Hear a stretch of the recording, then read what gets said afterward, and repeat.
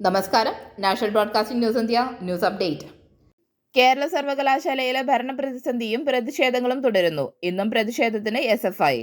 കേരള സർവകലാശാലയിൽ ഭരണപ്രതിസന്ധിയും പ്രതിഷേധങ്ങളും തുടരുന്നു. ഫയലിംഗ് സിസ്റ്റം ഡിജിറ്റൽ സർവകലാശാലയ്ക്ക് നൽകുന്നതിനുള്ള പ്രാഥമിക ചർച്ചകൾ ആരംഭിച്ചു. മെച്ചപ്പെട്ട പുതിയ സോഫ്റ്റ്വെയർ തയ്യാറാക്കുന്നതിനുള്ള സാധ്യതകൾ പരിശോധിക്കാനാണ് VC ഡോക്ടർ മോഹനൻ കുന്നുമ്മേൽ നിർദ്ദേശം.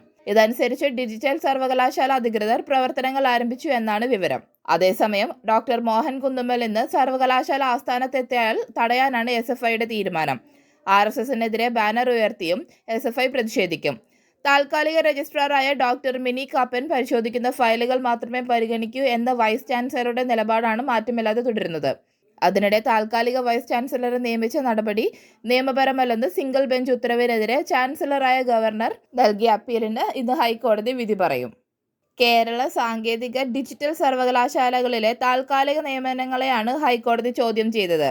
Justice Anil K. Narendran, PV Balakrishnan എന്നിവരുടെ ബെഞ്ചാണ് വിധി പറയുക. സർവകലാശാലകളിലെ താൽക്കാലിക VC നിയമനം തെറ്റായിരുന്നുവെന്ന് ഹൈക്കോടതിയുടെ നിരീക്ഷണം. സംസ്ഥാന സർക്കാർ നൽകുന്ന പാനലിൽ നിന്ന് വേണം നിയമനമെന്നായിരുന്നു ഹൈക്കോടതി സിംഗിൾ ബെഞ്ചിന്റെ ഉത്തരവ്. ഈ ഉത്തരവ് ചോദ്യം ചെയ്താണ് ചാൻസലർ അപ്പീൽ നൽകിയത്. കൂടുതൽ അപ്ഡേറ്റ്സുകൾക്കായി കാത്തിരിക്കുക. National broadcasting news India.